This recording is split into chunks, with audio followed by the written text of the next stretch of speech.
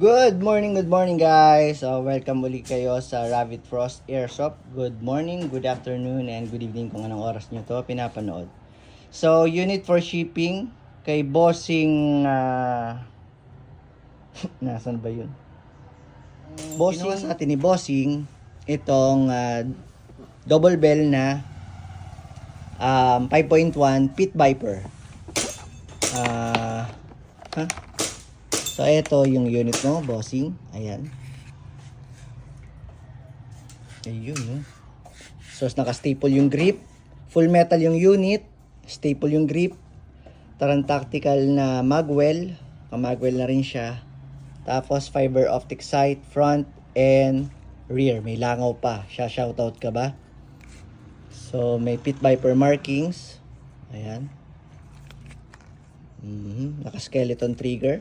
Naka-extended na magazine release with magazine, base plate, and markings ng TTI.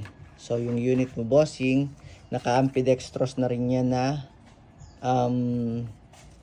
manual safety. So, gagana lang yan pagka nakakasa. So, hindi mo siya makakalabit pagka nakataas to. Kailangan mo siya ibaba para makalabit mo siya. Pero dapat nakagrip ka dito hanggat kailangan nakagrip ka ng maayos para makalabit mo siya. Okay? Ayan. So, kailangan natin bilisan kasi alas 4 na.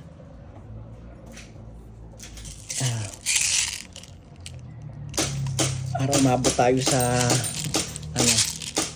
KNT. Ayan, nabilao ka na. Bossing, wag mong bibitawan tong itong hinihila na to. Kasi mababasag tong maglip. Okay.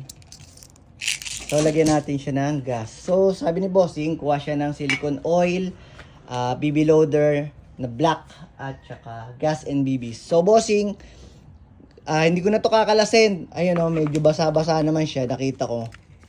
Naka-lubricate naman siya ng konti. So, pagdating dyan, i-lubricate mo pa rin. Kung paano kalasin, andyan, maraming bumili sa akin ito. Maganap ka dyan. Ikaw na maganap ng video. So, kailangan natin magmadali. Babalot ko pa kasi ito eh. So, Bossing, ito yung paglalagay ng magazine dito. Tapos yung paglalagay ng gas, ng BBs. Ano ba yan? Mali-mali na yung sinasabi ko. Ilahin mo to. Tapos dito sa malaking siwang na yan, dyan mo itatapat yung nguso ng BB loader. Dito, ganyan.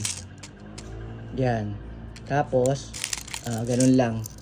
Tapos dito naman sa gas, dito dapat upside down ang hawak ng gas at magazine. Nasa baba ang magazine, nasa taas yung gas. Dito mo siya hawakan, okay?